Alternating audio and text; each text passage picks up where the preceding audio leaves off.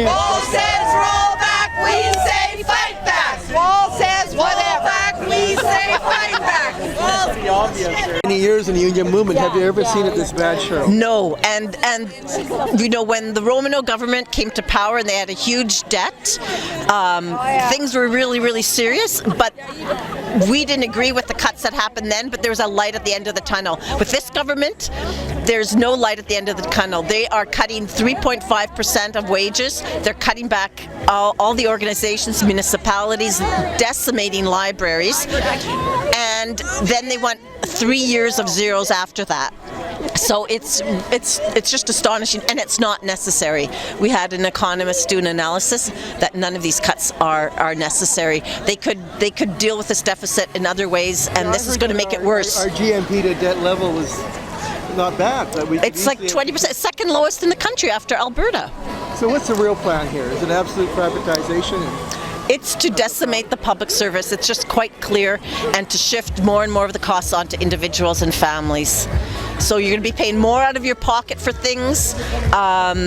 It's going to cost more. Everything's going to cost more with the PST expansion, with lower wages. It's to privatize and decimate the public services. So how do people fight back?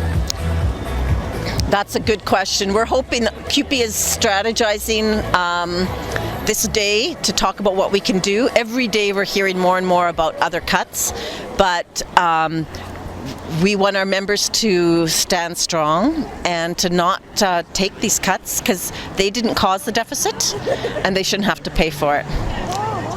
Jackie, you're here as a CUPE member? Or, I'm here actually, I'm an SEIU member, and I work with the health region, and so concerned on so many different levels by the cutbacks in funding and the attempt to pay for mismanagement and ill-advised priorities by the Wall government, and putting on the backs of the most vulnerable, the most disadvantaged.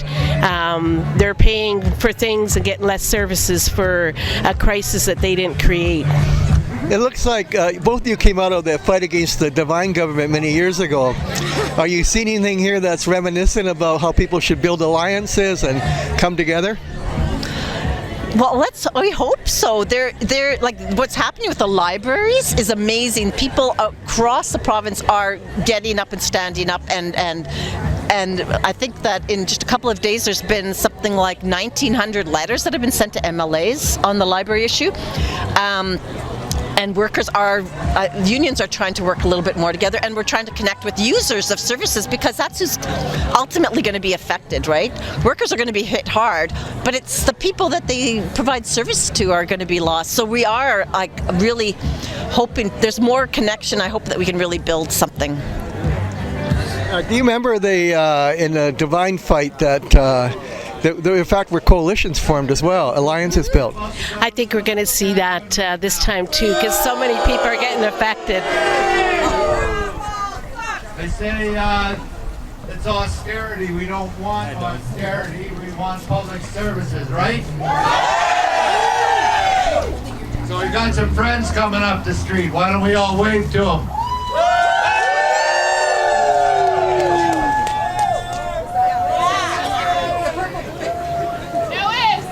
To be outside this cabinet office a lot more these days. Actually, for the last 9 years, I was just talking to our good friend Larry Hubich about the last time we stood in front of here around essential services and ended up walking in. There's some really big guys in there if you just happen to walk in unannounced. Just let you know that. But the irony of that is we were here protesting essential services, saying we have a right to walk off the job for our rights. They said, no, you don't. You have to work. We need you. You can't go away. And today we're standing here saying, hey, how come you want to get rid of all of us now? Aren't we essential anymore? I guess not to them. We're not, because corporate interests in Alberta oil companies seem to be more important to this premier than public services.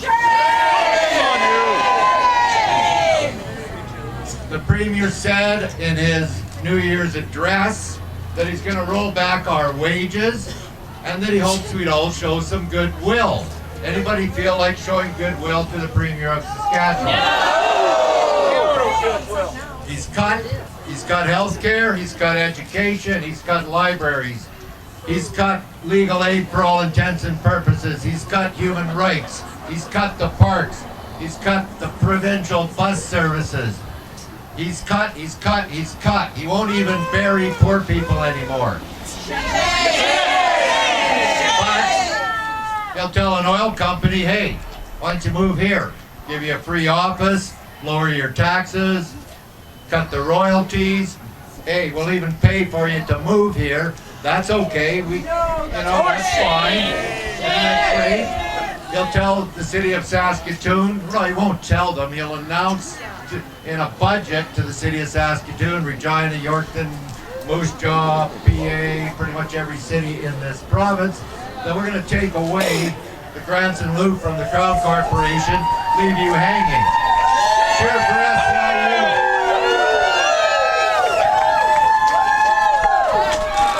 Welcome, SEIU West, come on down.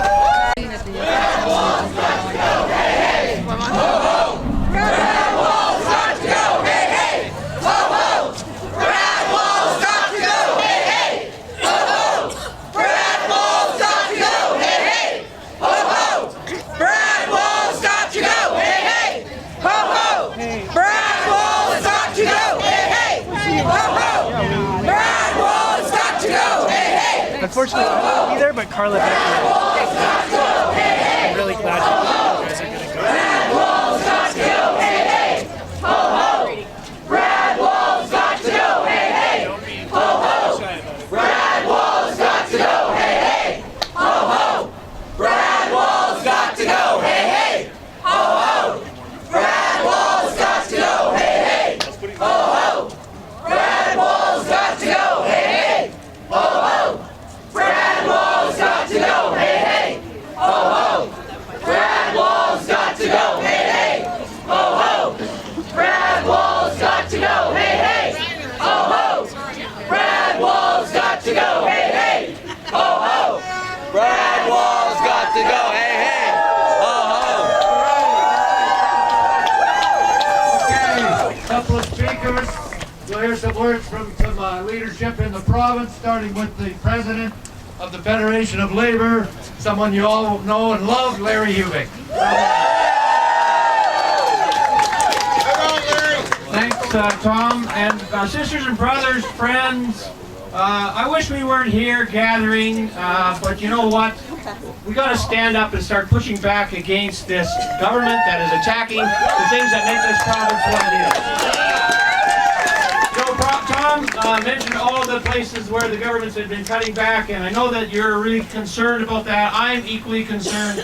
But what it illustrates to me is that we have a government that is so callous and so out of touch with the needs of the province of Saskatchewan that they don't really care. In the last couple of days, we find out from the Premier that he's inviting oil companies from Calgary in violation of the New West Partnership Trade Agreement. He's trying to recruit them to come to Saskatchewan. And he's saying, we'll even give you office space in vacant government buildings. My question is, if we've got all this vacant office space, why don't you empty out all of those floors in the Hill Towers where you're paying to have ministry employees and paying big tax dollars to your corporate buddies, the Hills, to house public sector workers. If you've got empty office space, then use it up. Save a whole bunch of rent that you're paying to Paul Hill. Millions and millions of dollars. They've got $2 million to build a 50-kilometer road around the city of Regina. That's $40 million a kilometer. But they can't continue a bus service that provides transportation to my mother-in-law to come into Regina to her doctor's appointment, because that's going to cost the taxpayers, $15 million a year. That's a pretty cheap investment, I think, to provide a service to people in rural Saskatchewan. You know that you could run the Saskatchewan Bus Company for the next 105 years for the cost of the 40-kilometer road around Regina. And now our Premier apparently is going to go down to Washington to visit Donald Trump. I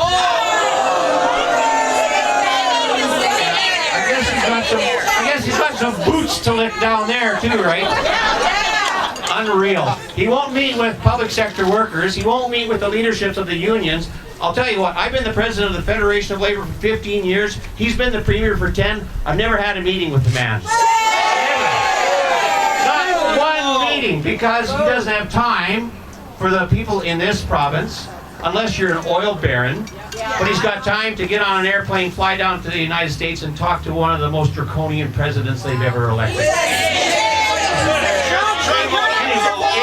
Anyway, I don't want to hog the spotlight here. There are many other speakers here who are going to talk about very important public services that are under attack by this government.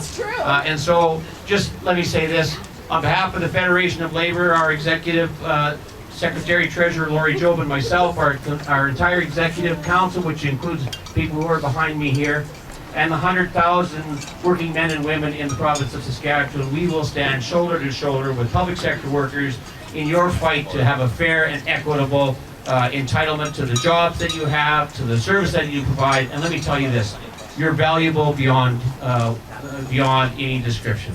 We love everything that you do, and we're there to support you as much as we can. Thank you. Next we're going to hear from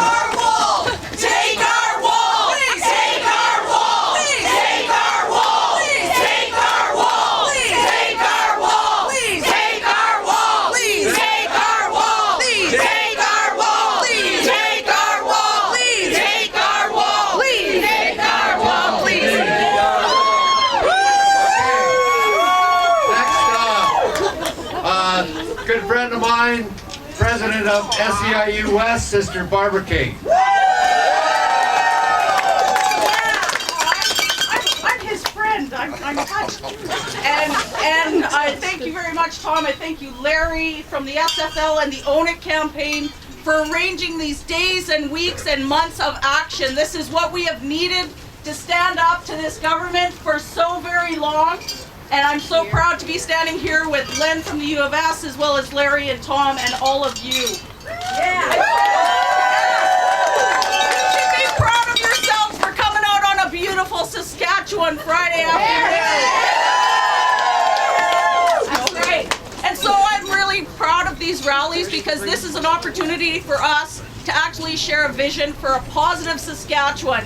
But we cannot be Saskatchewan strong if we're not all doing that, not just at rallies, but in the line at the grocery store, at the gas station, when we're talking with our friends and neighbors. We need to do this. We need to have this power. We need to have this feeling with our friends and neighbors every single day, because they get it. And so finally, after months of musing and misdirection and bullshit, we have finally heard from our Premier and this government exactly what transformational change means in the province of Saskatchewan in our healthcare system. And after looking at the bill that was introduced on Tuesday to create a provincial health authority, we can tell you that this has a lot to offer the people of Saskatchewan. A lot of the same stuff that was dumped on us for the last 10 years. This bill gives more power to the Minister of Health and Cabinet to dictate what happens in your local hospital, in your mom or dad's long-term care facility, with little regard for what matters to our communities. This bill opens the door to more privatization, because it increases the ability for the government to contract out the very services healthcare workers do every single day. And more uncertainty and instability for the people who actually have to access healthcare services. There's nothing in this bill that tells me that this government's going to invest in frontline healthcare providers, in quality public services, or reducing wait lists. And all that does is create more uncertainty for the very frontline healthcare workers who you see at the front here every single rally, like Pearl Bloomert from Yorkton. And so SEIU West is really proud to work with SGU and CUPE to fight back against this legislation, to create a better vision for quality, stable healthcare services every single day. But what we need, what all of us need, is our government to actually commit to real consultation with the people of this province. the people who are dealing with chronic illness, senior citizens. We need them to consult with us and amend this bill to create more room for their issues to be addressed in this provincial health authority. We need this government to act like they actually represent the people of this province.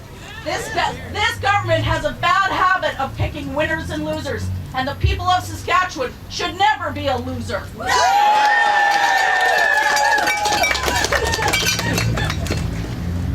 And last but not least, we need our government to listen to the voices of those who provide frontline care. It's the maintenance personnel who make sure that the infrastructure keeps running. It's the LPNs and the CCAs who actually provide assessment and review of our residents.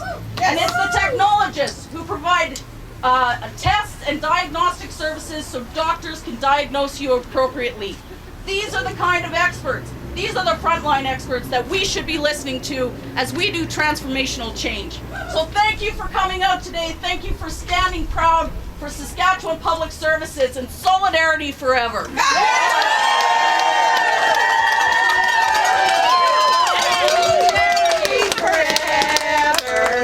Solidarity forever, for the union makes us strong. Thanks, Barb. Okay, next we have a brother from the U of S, chair of the Faculty Association, Len Findlay. Sisters, brothers, friends, here we are again, and here we will remain until there is economic justice again in this province. We are here because of the union-busting vandals who want to dismantle and raise the House of Labour. These are the very same union-busting vandals who couldn't get their essential services legislation into government when they arrived on the scene. They have been anti-Labour from the start. They remain anti-Labour now. Something has got to be done about it, and this is what we need to do. On budget day, I took the STC bus from here to Regina. It was comfortable, it was safe, I was able to work. The only disturbance was I'd learned that I would be coming back by taxi. What did this mean? What did this mean? It was only when I got to the legislature that I discovered what this meant, and an act of serious damage against an absolutely essential public service. I entered a packed legislature, and there they were in all their glory on the other side of the room. It was a kind of sobering situation. It was actually a drama, the first two acts of a drama in 3 acts. The first act of the drama, starring the whole Sask Party caucus, is called Arrogance. It is a study in arrogance. Act 2 was performed by Brad Wall and Kevin Doherty, starring Brad Wall and Doherty, and Act 2 is called Incompetence. Act 3, which we're about to actually perform, is called Resistance.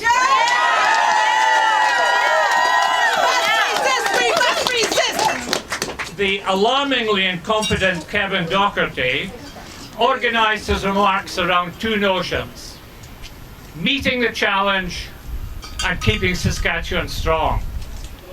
In saying meeting the challenge, he failed to add that he's created the challenge and we've got to meet it. When it came to keeping Saskatchewan strong, what he really meant was keeping Saskatchewan wrong. Wrong on the matter of austerity versus stimulus. Wrong on the matter of labour and good paying jobs being the problem rather than the solution to the challenges we face. Wrong on Indigenous issues. Wrong on the question of a carbon tax. On and on and on and on. Wrong and wrong and wrong and wrong. Wrong and wrong and wrong and wrong. comes to the universities, post-secondary education, K-12, P3 construction, all of the sorry litany of giveaways and errors, when it comes to this, I have to ask myself, what do they think they're doing to our universities? What do they want them to look like? Do they want them to look like glorified tech schools? The kind of place where Bill Boyd could get an engineering degree at last? What do they want them to look like? The universities are about labour market, but they're about more than that. Here's a little list. The honeybee, the aquifer, the solar wind, the polar bear, and on and on and on. The power grid, the urban poor, the thyroid gland, anything that you can imagine, we are interested in it at the university as we try to prepare global citizens who will keep Saskatchewan a prosperous, creative and caring place. We can only undertake this by joining all our unions on campus together, as we've been endeavouring to do. We must connect to and work with the larger House of Labour in this province, which has a distinguished history of effective resistance. We need to stand together because we are stronger together. And when we're stronger together, we're also wiser together. So keep the message going. Do not let your guard down, and do not let the rascals off the hook.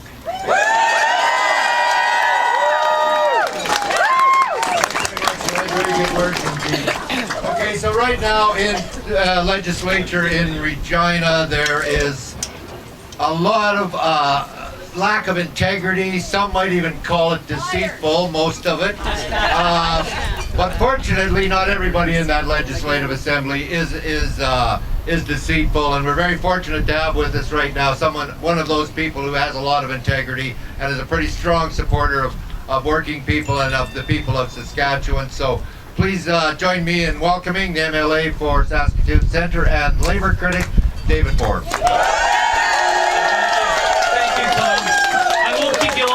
I gotta tell you, our leader, Trent Witherspoon, when he used that word deceitful and was kicked out of the House because he was speaking truth to power, that budget, that premier has been deceitful to the people of Saskatchewan. Yes. Not just the last 6 months, but for the last 10 years. Yes. The choices they have made have not been for the people of Saskatchewan. So we're fighting hard for you, fighting real hard. We still feel 40 is an attack on the Crowns, and they have a plan about this, and we're watching very closely. We're worried about SaskTel, but right now the fight is over STC.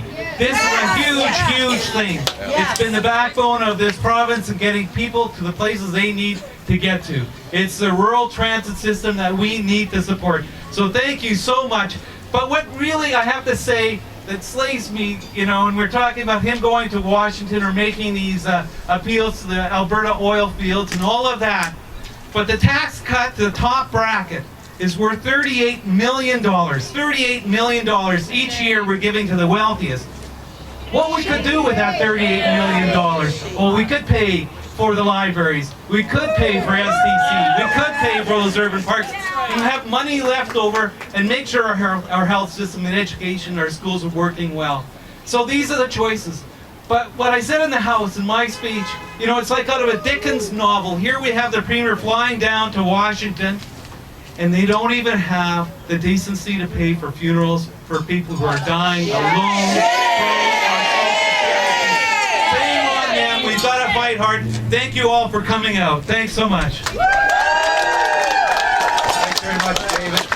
Okay, well, this is great. It's something we did this Friday afternoon, and it's a wonderful day. I know there's another rally just a couple of blocks over that way, and I think a lot of folks are going there, and that's good. And we need to be doing more and more of this. Keep this date in mind, April 27th in this city, and the reason I say that, it is the Premier's supper, and maybe we might want to go over to the Prairie Land exhibition ground and, I don't know, welcome the people who want to pay several $100s to go have supper with the Premier. Barb, what's the real message to all Saskatchewan citizens? Why should they have to be getting involved in this? I think the people in this province need to get involved in this because this isn't just a union issue, this isn't just a healthcare issue. This is an issue that affects people's access to those services. It affects people's kids because our education sector is being cut. It affects them because they can't travel via provincial bus service. It affects them because their neighbors are affected. It affects them because everyone in this province is seeing a loss to our library system. So that's why people should give a damn. That's why people should get involved. That's why people should pay attention. And that's why people should stand up and fight back.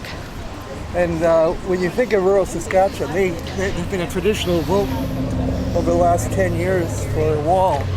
What's the message those people have been voting for? Well, I think that's a decision they need to make, but what I've seen with the cuts to the education sector is that the rural communities are very unhappy. They are standing up. They're saying that cuts to their school systems, cuts to their classrooms are unacceptable. And so I think the rural people are getting it faster than anybody else because they see those services as vital to them every single day. And so they're getting this message, they're making the connections, and they're truly standing up and telling our government that they're very unhappy. You have a lot of workers in the union in the rural areas. What are they saying? Well, when we first went out to talk with our members in the fall, they had never heard about transformational change. They didn't realize it was going to affect education, and they did not believe that this government would do this to them.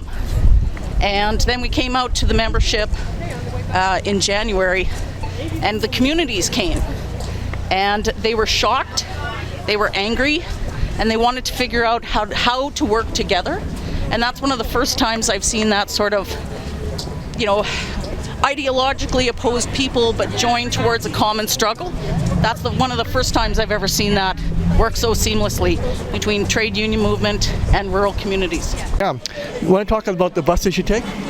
I'm just incensed about this bus situation because I take the bus several times a year to Calgary, and I don't like driving anymore. It's too expensive to fly, and the substitute buses, those little Mickey Mouse buses, they're absolutely terrible. They're so uncomfortable, and you're squeezed in with people you're not compatible with. I just hate them. I think this is just a disaster.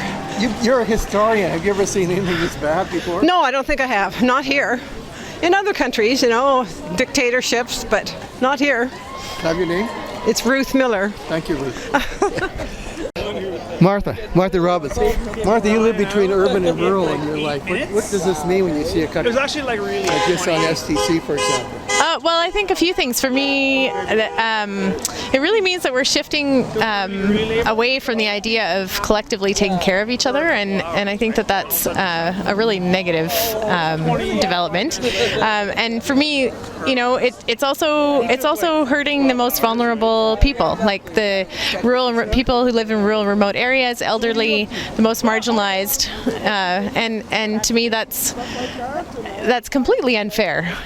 These are definitely not the people who spent all the money during the boom times. We need to build solidarity between communities that are fighting the different cuts that have happened in the budget. So instead of working in silos, we need to be supporting each other's struggles. Wall says roll back, we say fight back. Wall says roll back, we say fight back. Wall says roll back, we say fight back.